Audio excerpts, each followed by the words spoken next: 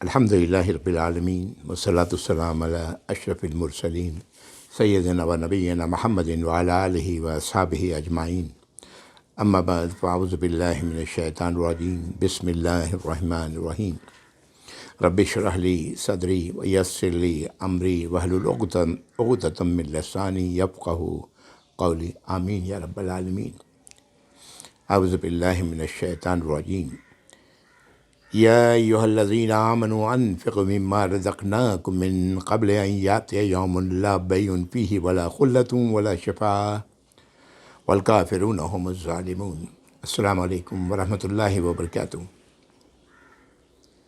یہ سورۃ البقرہ کی آیت نمبر 254 میں نے پڑھی، جو ہم لوگوں نے پچھلی بار پڑھی تھی۔ یاد کراتا چلوں کہ بے شک میں مسلمانوں میں سے ہوں، دین اسلام کا ایک ادنیٰ سا طالب علم ہوں، جو جانتا ہوں وہ آپ تک پہنچانے کی کوشش کر رہا ہوں۔ وہ علم جس کے بارے میں جو جاننا، جس کے بارے میں مجھے شرح صدر حاصل ہے، اللہ تعالی ہم لوگوں کے سننے کہنے کو قبول فرمائے۔ یہ آیت نمبر 254 ایمان والوں کو مخاطب ہے کہ اے ایمان والو، خرچ کرو اس میں سے جو ہم نے تمہیں رزق دیا ہے، قبل اس کے کہ وہ دن آ جائے جس دن نہ کوئی خرید و فروخت کام آئے گی، نہ گہری دوستیاں اور نہ شفاعت ملے گی، اور اس سے انکار کرنے والے وہی ہیں جو ظالم ہیں۔ میں عرض کر چکا ہوں، ظالم سے مراد ظلم کرنے والوں کا انجام اللہ تعالیٰ محفوظ رکھے، جہنم ہے۔ اللہ کی ناراضگی مول لینے والے، اگر جو اس کو نہیں مانیں، اس پر عمل نہیں کریں، تو اس کا انکار کریں، تو وہی ہیں جو ظالم ہیں، اللہ کی ناراضگی مول لینے والے ہیں۔ یہاں پر توجہ پھر کرا دوں آیت نمبر 2 سے 5 سورۃ البقرہ، کہ وہ لوگ جو جہنم سے اپنے آپ کو بچانے والے ہیں، متقی ہیں، ان کے بارے میں کہا گیا کہ الذین یؤمنون بالغیب ویقیمون الصلاۃ ومما رزقناہم ینفقون۔ یہاں پر مما رزقناہم ینفقون کی طرف توجہ دلائی جا رہی ہے۔ خرچ کرو قبل اس کے کہ موت آ جائے، اور پھر آخرت میں جب حشر کے دن سب اکٹھا ہوں گے تو اس دن کچھ بھی کام نہیں آئے گا، کوئی شے کام نہیں آئے گی، نہ وہاں کوئی چیز نیکی خریدی جا سکتی ہے، نہ وہاں کوئی دوستی کام آئے گی، اور نہ ہی کوئی شفاعت ان کے حق میں ہوگی۔ والکافرون ھم الظالمون۔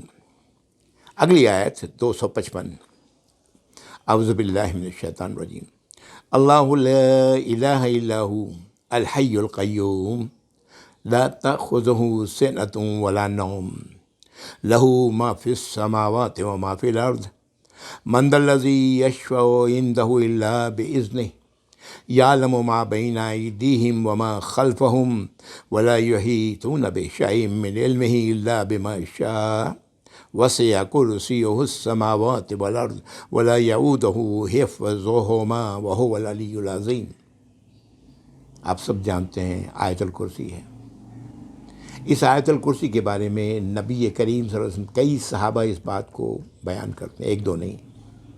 آپ صلی اللہ علیہ وسلم نے فرمایا کہ یہ قرآن کی عظیم آیت ہے، سب سے عظیم آیت ہے۔ قرآن تو ظاہر ہے عظیم اپنی جگہ ہے، سب سے عظیم آیت ہے۔ آپ کا یہ قول بھی ملتا ہے کہ آپ نے فرمایا کہ یہ قرآن کی سردار آیت ہے۔ اور آیت الکرسی سے ہم سب واقف ہیں۔ اب میں نے کہا تھا کہ دیکھیں ایک ہی آیت میں کتنے جملے ہیں، اس کے اندر ذرا غور کیجیے گا۔ میں اب توڑ کے اس جملوں کو آپ کے سامنے رکھتا ہوں۔ اللہ لا الہ الا ھو، اللہ جن کے سوا کوئی الہ نہیں سوائے اللہ کے۔ لا الہ، اللہ لا الہ الا ھو، اللہ نہیں ہے کوئی الہ سوائے اس کے، سوائے اللہ کے۔ الحی، اللہ زندہ ہے، ہمیشہ سے زندہ تھے اور ہمیشہ سے زندہ رہیں گے۔ اللہ کو موت نہیں آئے گی۔ اللہ الحی ہے۔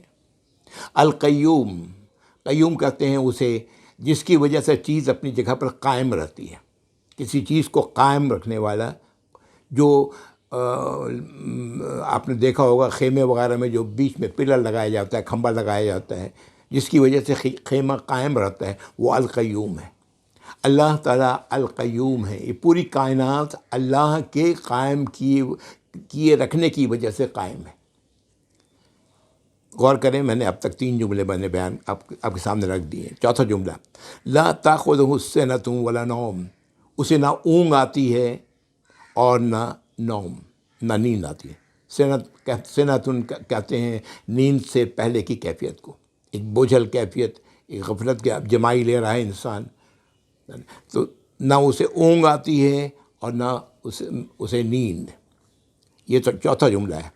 لہو ما فی السماوات و ما فی الارض، آسمانوں اور زمین میں جو کچھ ہے سب اسی کا ہے، وہی اس کا مالک ہے، وہی اس کا خالق ہے۔ جو کچھ بھی ہے زمین میں تو ہم لوگ ہیں، آسمانوں میں پتہ نہیں اللہ کے کیا کیا مخلوق ہیں، کیا کچھ ہے، تو وہ سب کچھ اسی کا ہے۔ یہ 5واں جملہ ہو گیا۔ من ذا الذی یشفع عندہ الا باذنہ، کون ہے جو اس کے حضور شفاعت کرے گا مگر وہی جسے اللہ اجازت دیں گے۔ یہ 6واں جملہ ہو گیا۔ شفاعت حشر کے دن اللہ کی اجازت سے ہوگا، اور وہ کرے گا جسے اللہ تعالیٰ شفاعت کرنے کے لیے کہیں گے۔ ایک بات ذہن میں رکھیں کہ شفاعت اس چیز کی جاتی ہے، کسی کو ہم کرتے ہیں دنیا میں کہ کسی کے پاس جاتے ہیں اور کسی کے پاس جا کے کسی کی شفاعت کرتے ہیں، بھائی یہ آدمی بڑا اچھا ہے، اس کو اپنے پاس رکھ لو، اس لیے کہ وہ نہیں جانتا۔ لیکن اللہ تعالیٰ تو سب کچھ جانتے ہیں، تو اللہ کے حضور شفاعت کوئی بے معنی چیز ہے، لیکن اللہ تعالیٰ نے یہ مقام دینا ہے ان بندوں کو، اپنے عبادت گزاروں کو، جو اللہ جن کو عزت وہاں پر، جن کو اللہ تعالیٰ نے عزت دینی ہے۔ سب سے پہلی شفاعت نبی کریم صلی اللہ علیہ وسلم کی طرف سے ہوگی، آپ شفاعت کریں گے، سب سے پہلی شفاعت، اور اس کے بعد ہی پھر لوگوں کا حساب کتاب شروع ہوگا حشر کے دن۔ تو 6واں جملہ ہوا کہ کون ہے جو اس کے حضور شفاعت کرے اس کے سوائے اسے جسے وہ اللہ اجازت دیں۔ یعلم ما بین ایدیہم وما خلفہم، اب یہ اگلا جملہ پوری طرح واضح کر رہا ہے، وہ تو جانتے ہیں، اللہ تعالیٰ جانتے ہیں جو لوگوں کے آگے ہے اور جو لوگوں کے پیچھے ہے، یعنی جو لوگوں نے آگے کام کیا ہے، جو اب ماضی میں چلا گیا، اور جو مستقبل میں کریں گے، وہ سب اللہ تعالیٰ کے علم میں ہے۔ تو شفاعت تو بے معنی چیز ہو گئی نا، اللہ کو تو معلوم ہے، اللہ تعالیٰ شفاعت ان کی ہی کروائیں گے جن کے بارے میں اللہ تعالیٰ کے علم میں ہوگا کہ ہاں یہ بندہ اللہ کا بندہ تھا، اللہ کے اطاعت گزار تھا۔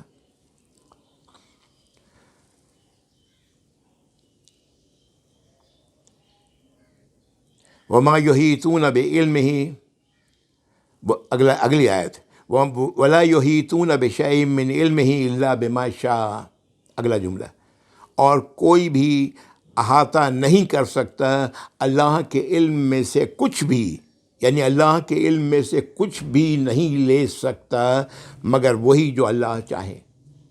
تمام علوم کا سرچشمہ اللہ کی ذات ہے۔ اللہ تعالیٰ آدم علیہ السلام کو علم دے کے، تمام مادی چیزوں کا علم دے کے اللہ تعالیٰ نے آدم علیہ السلام کو زمین پہ اتارا، اور یہی علم ہے، مادی علم، جو ترقی کرتے کرتے آج جس کی شکل ہم دیکھ رہے ہیں، وہی مادہ، وہی چیزیں، اور آج انہی چیزوں کے ذریعے میں آپ سے مخاطب ہوں، آپ میری تصویر بھی دیکھ رہے ہیں، میری بات بھی سن رہے ہیں۔ یہ علم اس طرح سے اللہ تعالیٰ نے جیسے متعین کیا تھا اس طرح لوگوں تک پہنچ رہا ہے۔ تو اللہ تعالیٰ کہہ رہے ہیں کہ اللہ کے علم میں سے کوئی کچھ نہیں لے سکتا، احاطہ نہیں کر سکتا، اندازہ بھی نہیں کر سکتا مگر وہی جو اللہ چاہیں۔ وسیع کرسیہ السماوات والارض، اس کی کرسی پھیلی ہوئی ہے آسمانوں اور زمین میں پر، یعنی کرسی اس کی وسعت اتنی ہے کہ اس نے آسمانوں کو اور زمین کو اپنے گھیرے میں لے رکھا ہے۔ اس کی وضاحت میں تھوڑا آگے چل کے کرتا ہوں۔ یہ ہو گیا جملہ نمبر 9۔ پھر اگلا جملہ، ولا یعودہ حفظہما، اور اسے ذرا بھی تھکان نہیں ہوتی ان دونوں کی حفاظت کرنے میں، ان دونوں کی، آسمانوں کی اور زمین کی، ان دونوں کی حفاظت کی ذمہ داری بھی اللہ نے لی ہوئی ہے، اللہ ہی تعالیٰ ہی حفاظت فرما رہے ہیں، تو اسے ان کی حفاظت کرنے میں کوئی تھکن محسوس نہیں ہوتی۔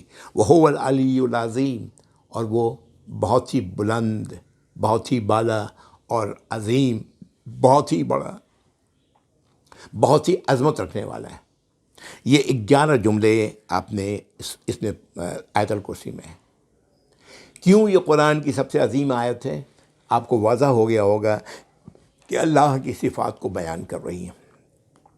اللہ کی صفات اس لیے کہ انسان کسی کو پہچاننے کے بعد اس کی صفات کے مطابق ہی اس کو مقام دیتا ہے۔ انسان کو اگر معلوم ہو کہ اللہ کی صفات کیا ہیں، اللہ کی خوبیاں کیا ہیں، تبھی وہ انسان اسے مقام دے سکتا ہے۔ میں نے پہلے عرض کیا تھا کسی سے اس میں کہ میں نے میری ایک کتاب کہ اللہ سبحانہ وتعالیٰ کو پہچانیے، اگر انسان اللہ کو پہچان لے صحیح معنوں میں، تو وہ اللہ کی اطاعت کے علاوہ، اللہ کی فرما برداری کے علاوہ اس کے پاس کوئی راستہ نہیں ہوگا۔ یہ اللہ کی صفات ہیں جو بیان کی گئی ہیں ساری کی ساری یہاں تک، اور اسی لیے قرآن کی عظیم آیت کہی گئی۔ سورۃ الاخلاص، وہاں بھی اللہ کی صفات ہیں۔ قل هو اللہ احد، بسم اللہ الرحمن الرحیم، قل هو اللہ احد اللہ الصمد لم یلد ولم یولد ولم یکن له کفوا احد۔ یہاں بھی اللہ، اسی لیے آپ سے فرمایا کہ یہ 1/3 قرآن ہے۔ یہ صورت 4 آیات کی یہ صورت 1/3 قرآن ہے، اس لیے کہ یہ اللہ کے بارے میں بتا رہی ہے۔ یہ جو کرسی کا لفظ آیا اور کرسی کی وسعت کے بارے میں آیا، اس کے بارے میں یہ ہمیں ایک روایت ملتی ہے عبداللہ بن عباس رضی اللہ تعالیٰ عنہ سے۔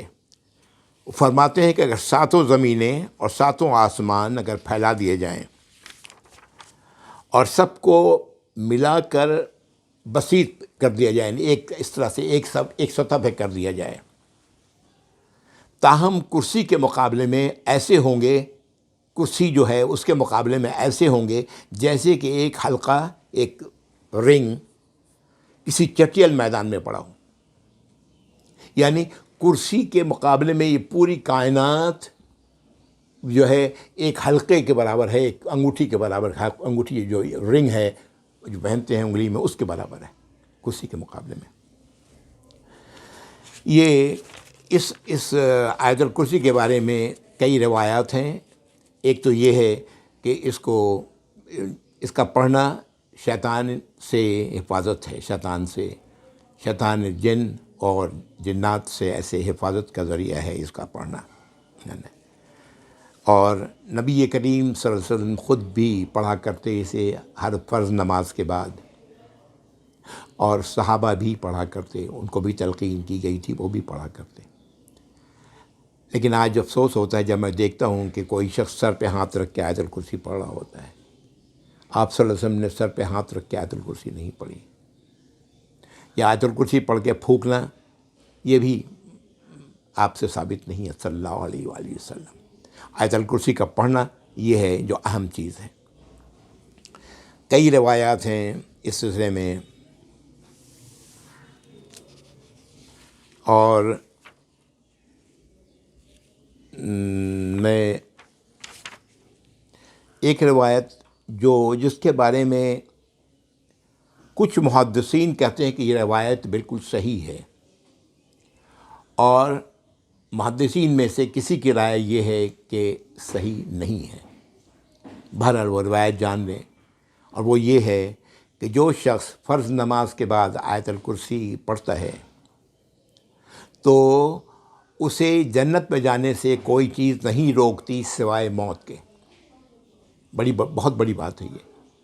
اصل میں حقیقت یہ ہے کہ جو شخص اللہ کو پہچان لیتا ہے ان صفات کے ساتھ، اللہ کی ان صفات پر وہ یقین کر لیتا ہے، وہ اللہ کی نافرمانی کر ہی نہیں سکتا، اللہ کی فرما برداری کرنے والا ہی ہوگا۔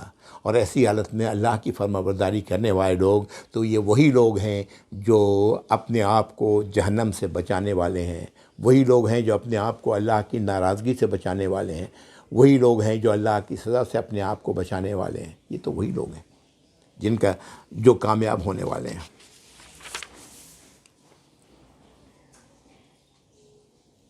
بہرحال روایات اور دوسری ایسی چیزیں اس آیت کے بارے میں اور بھی ہیں، لیکن جو اہم تھی وہ میں نے آپ کے سامنے رکھ دی. اگلی آیت، لا اکراہ فی الدین قد تبین الرشد من الغی.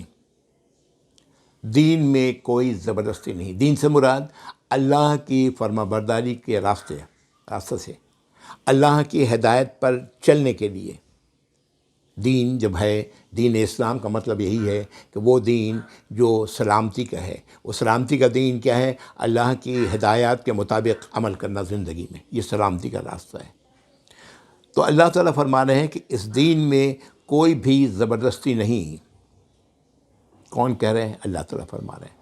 یعنی کسی کو دین میں لانے کے لیے کسی نوع کی زبردستی ہرگز نہیں کی جائے گی، اور نہ اللہ کو یہ قبول ہے. اگر اللہ تعالیٰ سب کو چاہتے کہ سب ایک ہی دین پر ہوتے تو اللہ تعالیٰ بڑی آسانی سے ہم سب کے ساتھ یہ کر سکتے تھے. یہی قرآن جس کو ہدایت میں کہہ رہا ہوں، اگر یہ حکم ہوتا انسانوں کے لیے تو ہم سب اسی پر چل رہے ہوتے. اللہ نے حکم نہیں دیا، ہدایت دی. یہ ہدایات ہیں اللہ کی. تو اللہ تعالیٰ کہہ رہے ہیں لا اکراہ فی الدین، دین میں کوئی زبردستی نہیں. جو جس راستے پر چلنا چاہتا ہے چلے.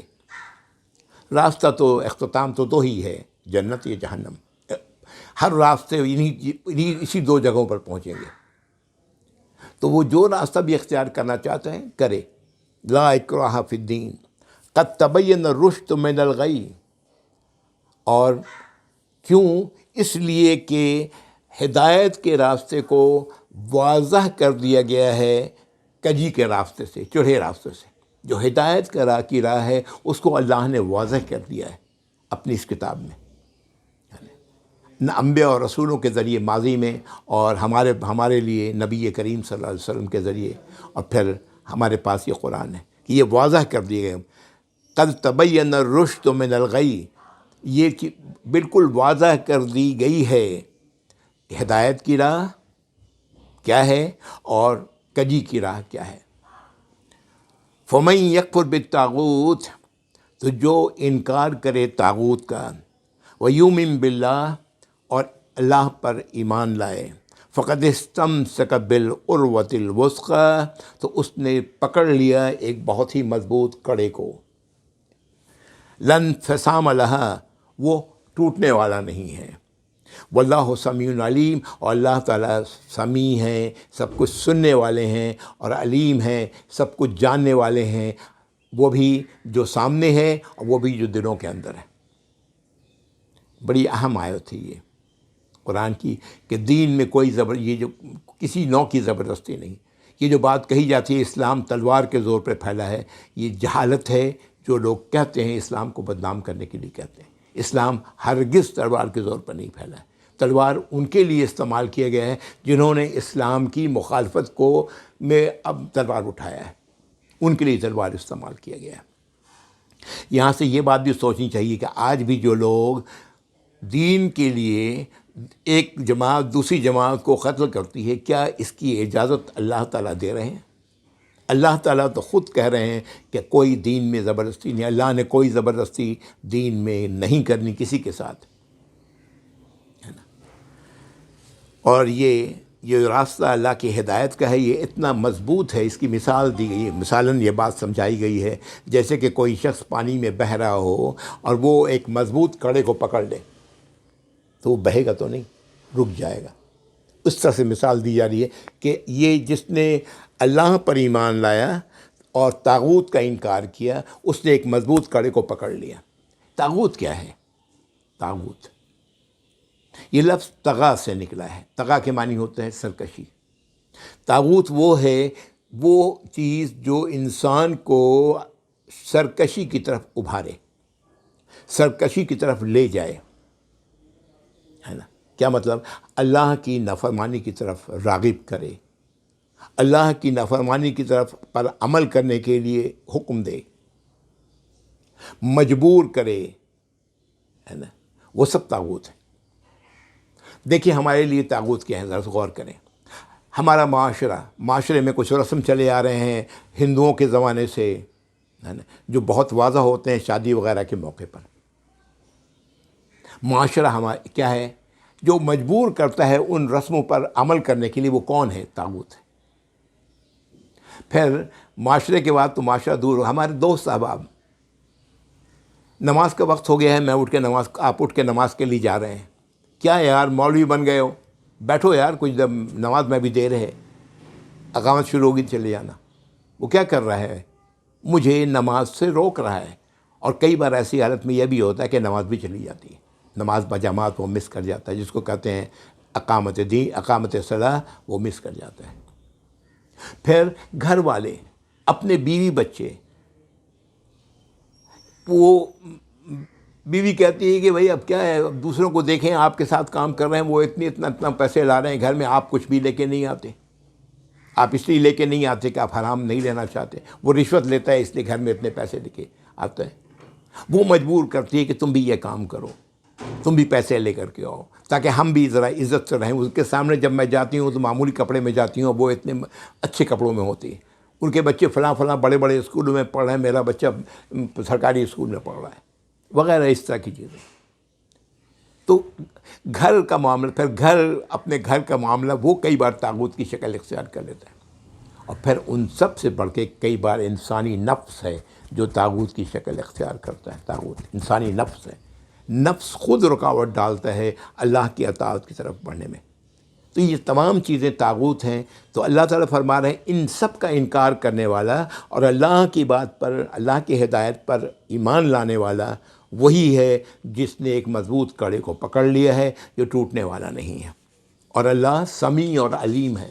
یہ بڑی اہم بات ہے جب بھی اس آیات میں آخر میں اس طرح کے اللہ کے صفات آتے ہیں۔ اللہ تو سب کچھ سن رہے ہیں، تمہارا معاملہ کیا، تم معاشرے میں کس طرح پیش آتے ہو، کیا بات کرتے ہو معاشرے میں، دوستوں سے کیا بات کرتے ہو، ایسی حالت جب دوست روک رہے ہیں تو تم کیا کہتے ہو؟ اللہ تعالیٰ سن رہے ہیں۔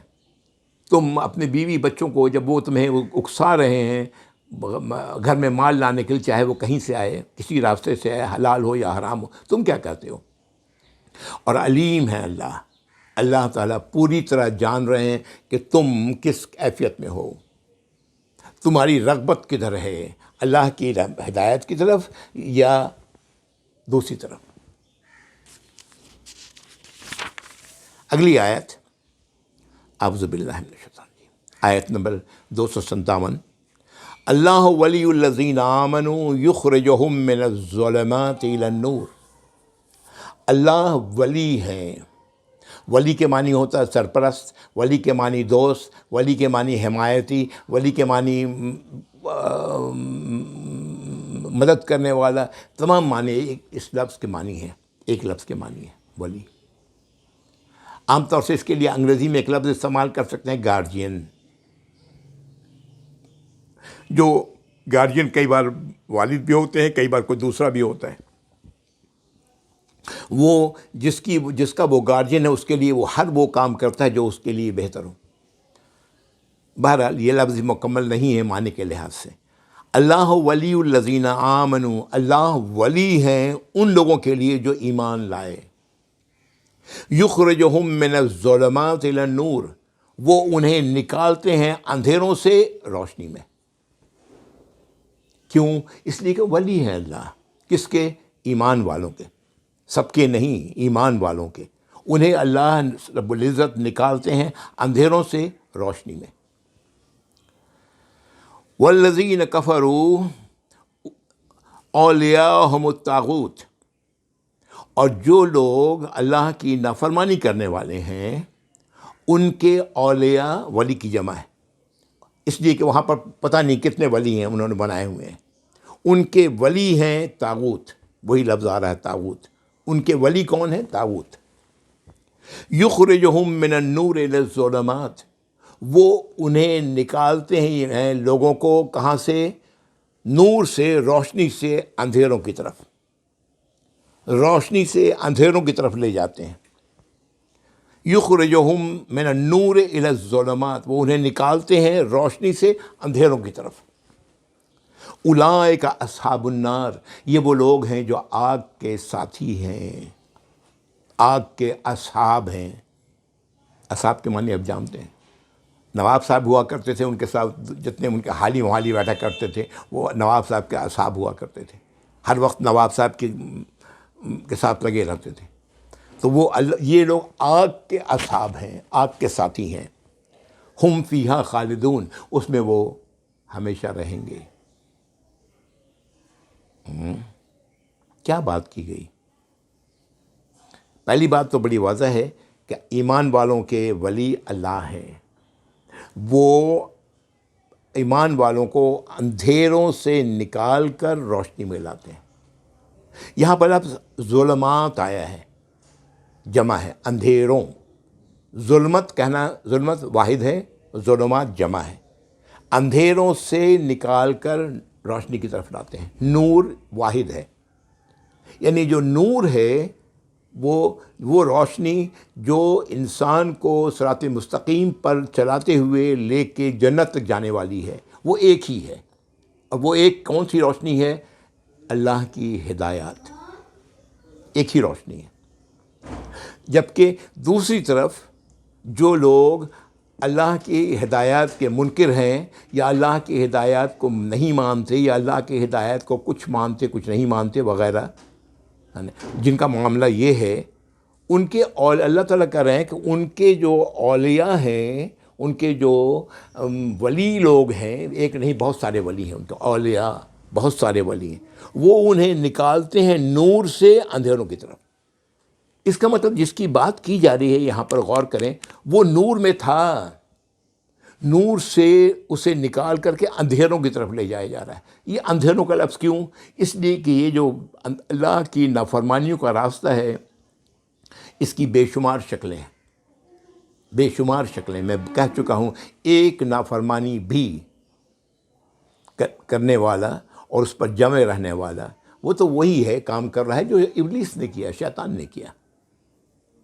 اور جہاں ایک نہیں بہت ساری، کچھ لوگ ہیں جو بہت ساری نافرمانیاں کر رہے ہیں، کچھ لوگ ہیں جو بالکل مانتے ہی نہیں ہیں. جیسے شروع کی 3 گروپس انسانوں کے، وہ بھی ذہن میں رکھیں کہ ایک تو وہ جو اپنے آپ کو جہنم سے بچانے والے ہیں، دوسرے وہ جو کہتے ہیں کہ یار ہمیں کچھ نہیں کرنا، ہم تو نہیں مانتے، کچھ بھی نہیں مانتے، اور تیسرے وہ جو دعویٰ کرتے ہیں ماننے کا، اللہ پر ایمان کا، لیکن اپنا مفاد ان کے سامنے ہے.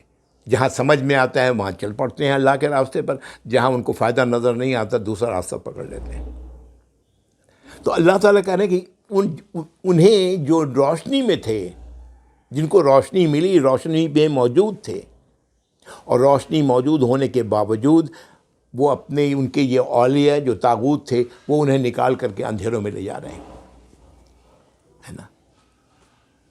بڑی اہم بات ہے یہ. آپ پیچھے کی اگر چیزوں پر نظر ڈالیں گے آپ تو سب کچھ واضح ہو جائے گا. وہ آیات ذہن میں رکھیں، جس نے ایک برائی کمائی اور وہ برائی اس کے اوپر چھا گئی، تو اس کا ٹھکانہ کہاں ہے؟ جہنم میں، اصحاب النار ہے. اللہ تعالیٰ فرماتے ہیں، پیچھے پڑھ چکے ہیں بنی اسرائیل کے حوالے سے، کہ کیا تم نے ایمان کی کچھ باتوں پر، اللہ کی کچھ باتوں پر تو ایمان رکھتے ہو، کچھ باتوں کا انکار کرتے ہو. تو کیا ہے تمہارا ٹھکانہ سوائے اس کے کہ تم دنیا میں ذلیل و خوار کر دیا جاؤ اور آخرت میں شدید عذاب میں جھونک دیے جاؤ. پیچھے یہ آیات ہم لوگ پڑھ چکے ہیں، ذہن میں لائیں ان کو. یہاں وہی بات کہی جا رہی ہے کہ نور، اسلام قبول کیا، نور میں آئے، اور پھر اس کے بعد نور سے ان کو طاغوت، ان کے جو اولیاء ہیں، وہ ان کو کھینچ کر کے اندھیروں میں لے جا رہے ہیں، تاریکیوں میں لے جا رہے ہیں، اللہ کی نافرمانیوں کی طرف لے جا رہے ہیں. یہی وہ لوگ ہیں جو آگ والے ہیں. ہم فیہا خالدون. ٹائم کیا ہوا؟ کتنی دیر ہوئی؟ ہو گیا؟ اچھا چلیں، الحمدللہ ٹائم مکمل ہو گیا. میں تو آگے کی سوچ رہا تھا، لیکن وقت نہیں ہے، آپ کا زیادہ وقت میں لینا نہیں چاہتا. اور یہ باتیں، اگر اتنی ہی باتیں ہمارے سمجھ میں آ جائیں تو یہی انشاءاللہ ہدایت کے لیے کافی ہوں گی. اللہ کی نافرمانی ہو گئی، کی گئی، چاہے کسی دباؤ میں، کسی اس میں جانتے بوجھتے بھی، تو الحمدللہ اللہ کے ہاں توبہ کا دروازہ کھلا ہوا ہے. اللہ کی طرف پلٹو، اللہ سے اپنی غلطی کی معافی چاہو ندامت کے ساتھ، اور آئندہ نہ کرنے کا عزم کرو. تو ایسا معاملہ ہے جیسے کہ اس انسان نے کوئی غلطی کی ہی نہیں ہے۔ یہ ہے وہ راستہ جو صراط مستقیم کا ہے۔ اللہ تعالی ہم سب کو صراط مستقیم پر قائم رکھیں۔ وآخر دعوانا الحمدللہ رب العالمین وصلی اللہ علی محمد وآلہ وصحبہ اجمعین۔ جزاکم اللہ خیر، والسلام علیکم ورحمۃ اللہ وبرکاتہ۔